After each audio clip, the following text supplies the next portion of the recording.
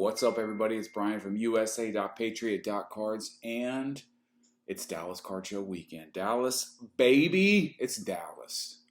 This is the Dallas pre-national, and a lot of people sort of, wonder what will the attendance be like at Dallas, one of the biggest recurring, probably the biggest recurring card show in the country. Right before National, which is the biggest, I guess you could call it recurring. It happens once a year, but clearly the National is what everyone's talking about and is what on everyone's mind. However, I will say I think that this Dallas show will still be just as big as it always is, and I'll tell you why. I actually popped over there last night for a little bit on opening night and saw a ton of faces that I haven't seen in a long time, in a couple shows, really. Let me give a quick shout out to my good friend, my Patriot compadre Tom, and his son Tyler, in from California. Great people. And then I see one of my best friends, Wes, came in from. He used to live in Washington, D.C. He actually got out of the swamp and moved to the Baltimore burbs. But he's high grade hits on Instagram. He's in town. Ryan's Cards LLC, probably the premier Discord in the hobby, and probably the greatest liquidator, I would say, outside of Burbank and Rob Barris out there. He's in town, which is always a good thing, because if you have things to move, graded 9, 5, 10, I guess he will deal with some 9s if it's of premier players, but he's a good place to go to liquidate. I sold him 100 plus slabs a couple shows ago. You can see that video, and walked away with a grip. And so who else is there? My friend Alan Cards. Shout out to Alan. He's a watcher of the show. I've known Alan since I got back into the hobby back in 2016. He's been a recurring dealer, setting up at all the Dallas shows way back when they were just 50, 60 table shows back at the Hilton Garden Inn. So shout out to Alan. He's a great guy. He's a staple in the Dallas card scene. Let's see, who else have I seen around? I think I saw Roth. I haven't seen Seablez. But point being, there's a lot of big faces, a lot of big names. And I think this is like the last sort of stop before National to get in all your cards. It seems like everyone wants to buy. Everybody's buying. All the dealers and the bigger fish in the hobby are at Dallas buying. And I sold a couple for the first time to Hit Parade. Hit Parade is the repacker. They're probably the best known repackers. Stay away from repacks. Do not buy repacks. It's lazy, and I understand that some people say, "Wait, but you're guaranteed a certain floor," and so if I want to spend $250, I'd rather do it on a Hit Parade box versus the Topps or Panini box because the floor is going to be higher. Yeah, but just take that, instead of buying boxes, take that money and go target a card on eBay. Learn the market, find a good deal, target a player, target a card, wait for it to come up for auction. These are all ways to maximize your hobby dollars, but buying repacks is lazy and uninspired. It just, I don't know. I've never seen anybody hit something huge unless they're buying like a $5,000 repack box, and then shit, you can go out and clean up, especially at a show like this. If you're going to the Dallas show to go see Hit Parade, it better be to sell cards and not to buy their boxes. But I'll start there. I did sell a couple to Hit Parade yesterday, and I quickly turned that money into a PC item. I have multiples of what I sold, so I can just show you. I sold him a bow. Actually, I sold him a refractor. This is a base. I have another refractor in my bag, but and a Josh Young. I sold these two for $12.50. So this was doing around $1,300 plus, and then somebody took a best offer on July 4th for $9.50. But he gave me full comps on that, on the refractor, of course. Now, this is just the base, using it for an example, as I said. And then I have multiple of these Josh Youngs, got $300 for it. he didn't really even want to be at 300. He wanted to be at 250. But there's several comps on this guy at 350 for his base first Bowman. He's got 20. Let's see. He's got 19 bombs. He's hitting 280. He was a starter in the All-Star game. He's a rookie. He's won AL Player of the Month twice. So Josh Young, he's not in a huge market. He doesn't play for the Yankees or the Dodgers or the Red Sox, but he's talented. So if you're looking for a young player to get into that's cheap, he might be somebody to consider. But I turned those two sales into a PC item. And that PC item was this. So I got this from Extraordinary Cards on Instagram. It's a gorgeous Dirk Flawless. It's the True Vertical Ruby, 15 out of 15. These true verticals, and when I say true verticals, there's different inserts that you'll find that Flawless puts out. But this is the true. This is just the Dirk Nowitzki patch auto. It's not prime materials. It's just the true. And then a lot of the Flawless are going to be horizontal. So the verticals are even more scarce, I feel like, and especially on a player like Dirk. This type of card gets snapped up fast by Dirk PCers. And there are so many Dirk PCers. I talked to Extraordinary Cards, Dave, I believe is his name, and he actually brought this specifically to Dallas and knew it would sell, had a good price, fair price on it. I was able to buy this and then still tuck a few $100 into my pocket after the sale to Hit Parade. So, man, just starting off the Dallas show with a banger. A PC, and then I'm going now today as soon as I wrap up this video, and I'm going to pick up another PC card, another banger that I'll save for the probably the recap of the Dallas show when I do my video to talk about all of the fun things that are about to happen this weekend. So my son tagged along with me yesterday. He's a Pokemon guy. He's going to tag along with me on Saturday, so it'll be his first full Dallas card show experience. He's really excited, and I'm glad he's along with me. We get there, he goes one way, I go the other way. He does his own thing. He sold a few cards yesterday. He traded for some cards too, so it's just fun to have him there, even if he's not doing deals with me, next to me. He's doing his own thing, so that's cool too. Let me get into a couple pickups I've had since my last video. This guy, Ezekiel Duran, he's a Ranger now. We traded for him in the Joey Gallo deal. Man, did we get a steal on him. He's over 300. I think he's got maybe 12, 13 bombs. Been a very big surprise. He was a high prospect coming up with the Yankees.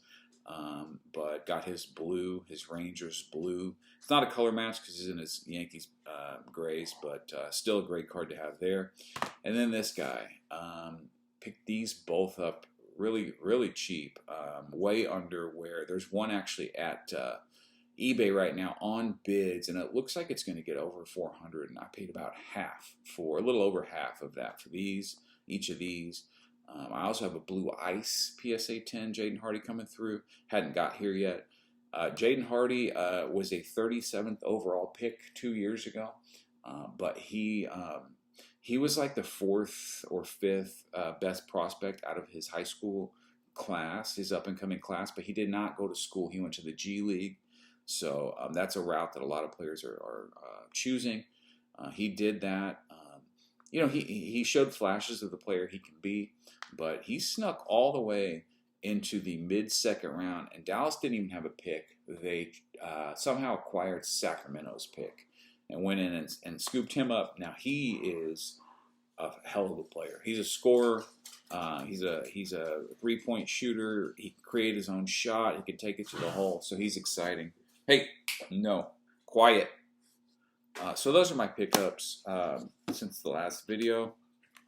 I did pull these out just to sort of show you my run of Flawless Dirks. So, of course, the championship tag, that's probably the highlight of my whole collection. This or the trump card. But game used. It's the only championship the Mavericks have ever won. He delivered it.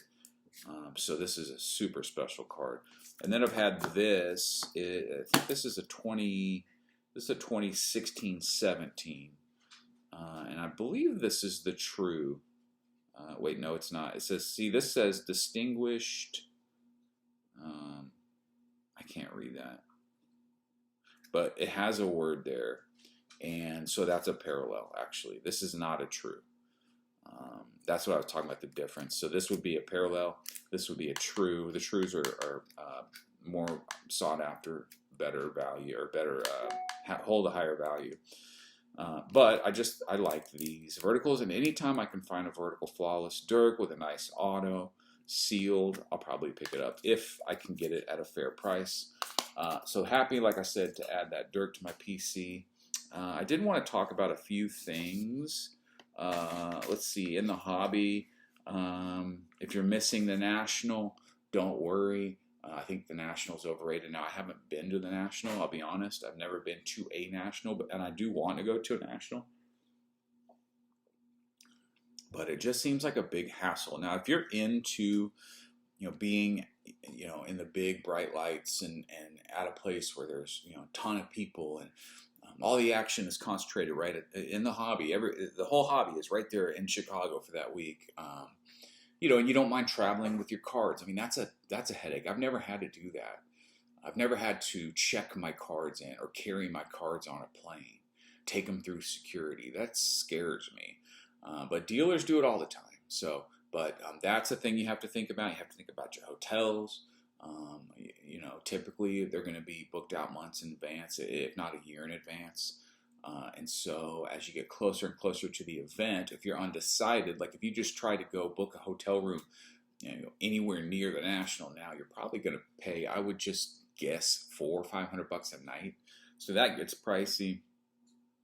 When they had it in Atlantic City, I heard horror stories of no internet, and the walkability wasn't there. You had to Uber from place to place, and there's no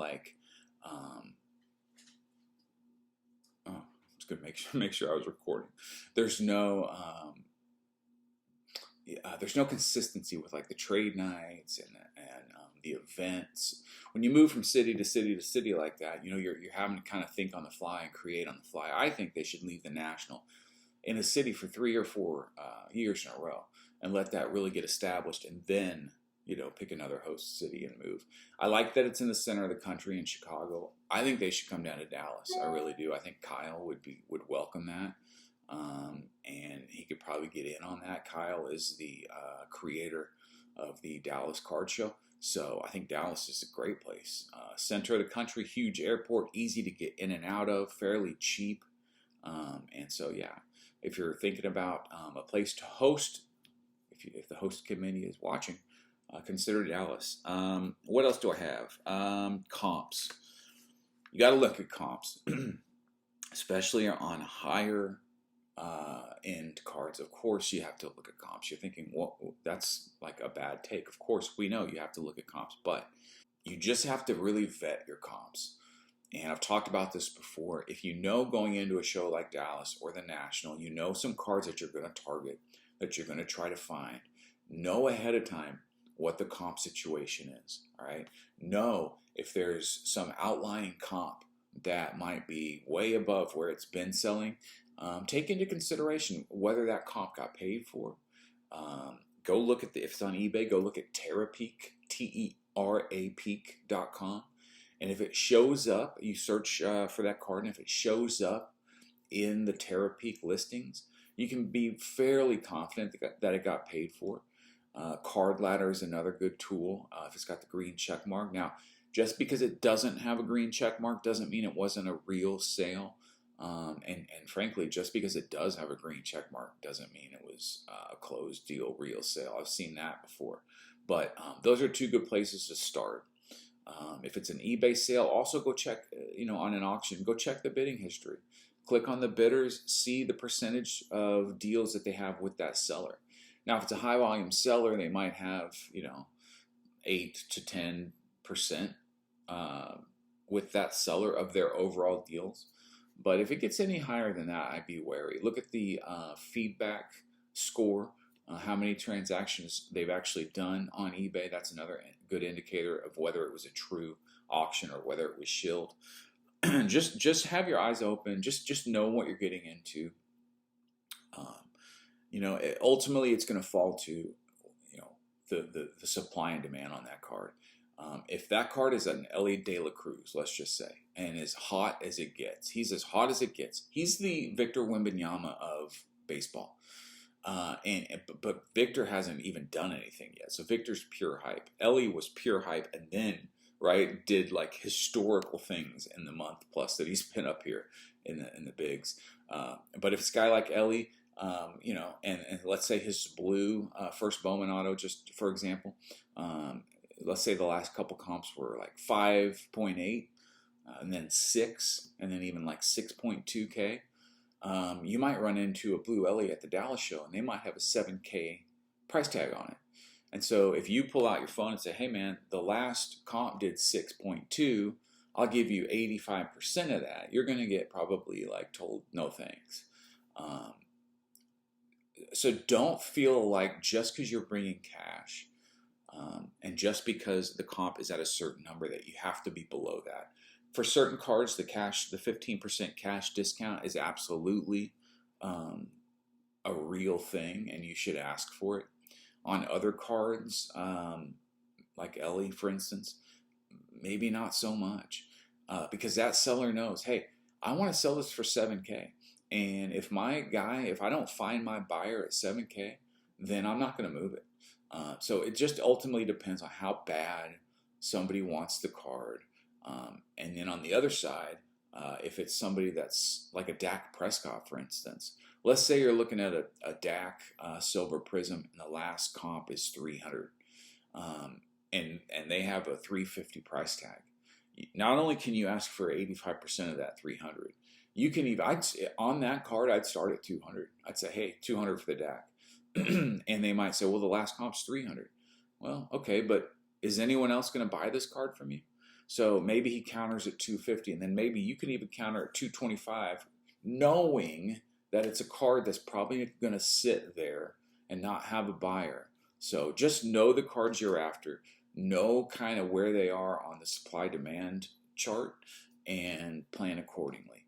But bottom line is, make sure you do your homework prior to being at the show, because the last thing you want to do is find a card that you love, quickly check the comps, right? See a comp on eBay or see a comp on PWCC, pay that comp, and then go home and do a little more research after the deal is over and find out, hey, these two comps didn't get paid for. This card I bought at 2K actually auctioned for 1,100, and that's the last true transaction where it was actually paid for. It's a nightmare scenario. I've been there. So you just want to make sure you do as much homework as you can. And in a case like the National, if you get there and the Wi-Fi's down, I mean, what are you going to do? Everybody's just going to go home because nobody can have Wi-Fi? I know the dealers aren't going to go home. So you need to be as well prepared, thinking about making a list, writing down. These are the cards I want to target. This is the price I'm comfortable paying. These are the comps I can show, supporting that price. So there's a lot of homework that can be done prior to the shows. I encourage you to do that. The Jeff Wilson PPP thing, I thought it was going to be bigger than it was. It lasted a week. Sports Card Radio was like super pumped to find out that actually, Jeff, you were paying your 504 employees to build out market movers. So that was a lot.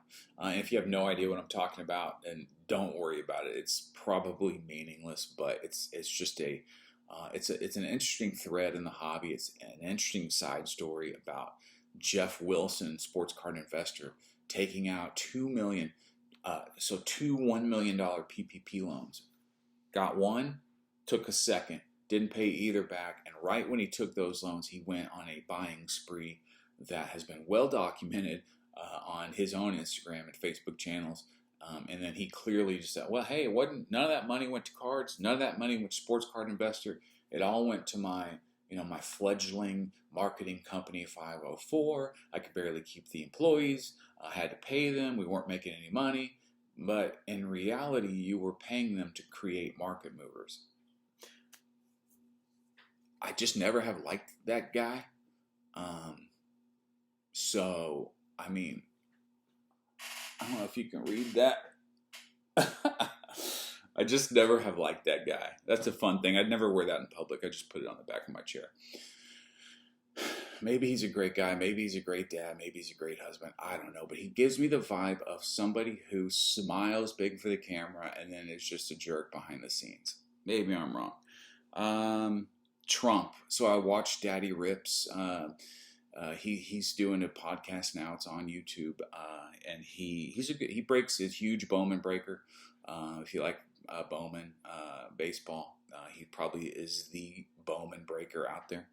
But he did a recent podcast on just kind of what he sees going on in this country, and just how upside down things are and how wild things are. And, he talked about voting for Trump and how he's not going to apologize for it. And, you know, as the 2024 election gets heating up and gets closer, I think you're really going to see a resurgence of patriotism in this country, especially by the right. And I really think that you can grab some Trump stuff now while it's cheaper, either to tuck away in your PC or to maybe make a move on and sell it. As you know, I anticipate him actually getting reelected in 2024. I anticipate his popularity to be greater than it's ever been. And if you're into you know, cards just for money, there's an opportunity there, I believe. Garbage Pail Kids did a political series. You know, got the Pop Century Trump autos.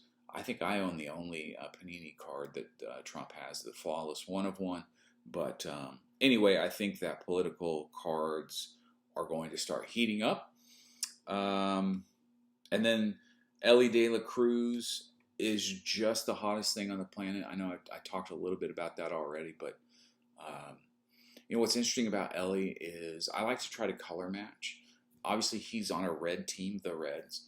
And in Bowman, aside from like the red sapphires and the actual red, let's see, I think there may be a red lava. I don't know. But when you're talking about trying to color match a first Bowman auto of Ellie De La Cruz, it's impossible. I mean, a true red, it's going to go for 100K plus. So taking that out of the equation, you ask yourself, what's the next best Bowman parallel to get? Obviously, you can't go wrong with the refractors out of $4.99. They're classic, they're gorgeous, but then you think, well, maybe I want to, you know, dip my toe a little deeper in the Ellie waters, and so you think about, okay, green to 99. Stay away from green. Green is a color that isn't smiled upon by the Bowman collecting community. Now, if you don't care and you just want to tuck that card away in your PC, go for it. Purple to $2.99 again. You can find good deals on purples. It's a numbered card.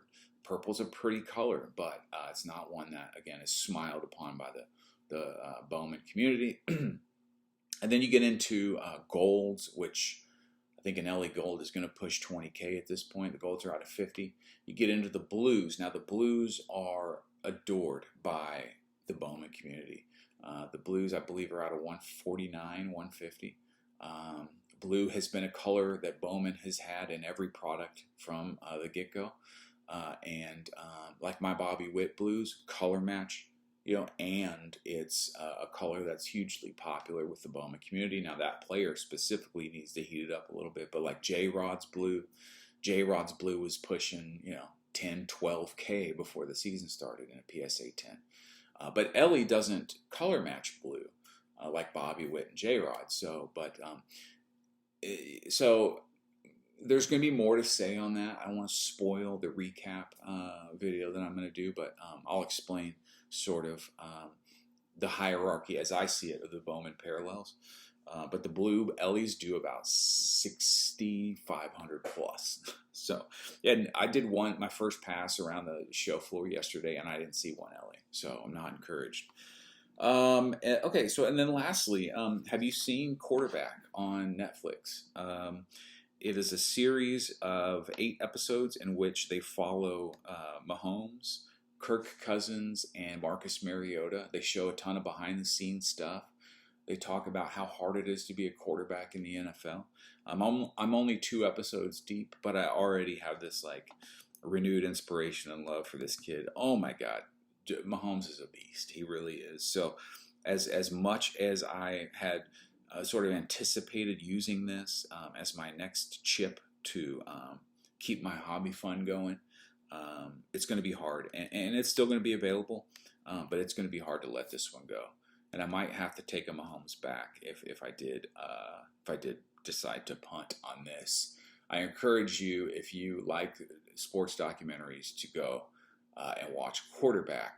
I think it's without the S, Quarterback, on Netflix. Peyton Manning did it, so it's good. It's good, and yeah, that's about it. I'm about to head out to day 2 of the Dallas show, and I'm sure I'm going to have some stuff to report on. I don't know if I'll do a video tonight or if I'll wait, like I said, until Monday after the show's over. But we'll just see how it goes. Yeah, if you see me out at the show, say hey. Yeah, till next time.